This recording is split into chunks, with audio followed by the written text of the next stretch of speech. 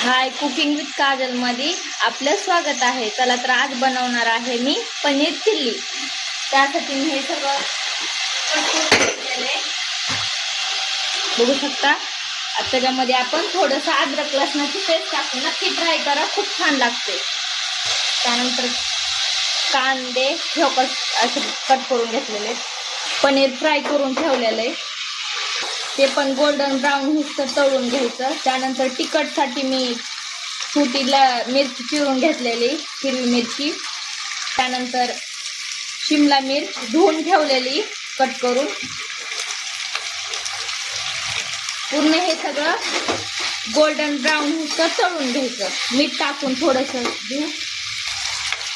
थोडंसं टाकून घेते, म्हणजे हे छान असं फ्राय होईल।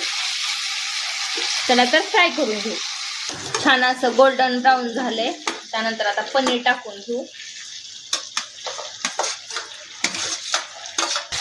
त्यानंतर मसाला वाटीमध्ये मिक्स करून ठेवला होता, पनीर चिल्ली मसाला, ते टाकून घेऊ।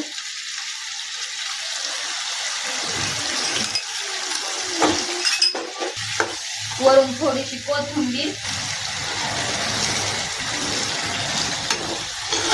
झाकण 2 मिनिटं ठेवायचं आणि कमी गॅस करून ठेवायचं।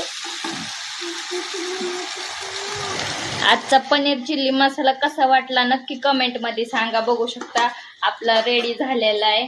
प्लेटीत घेऊ, मस्त पूर्ण फ्राय झालेलं आहे।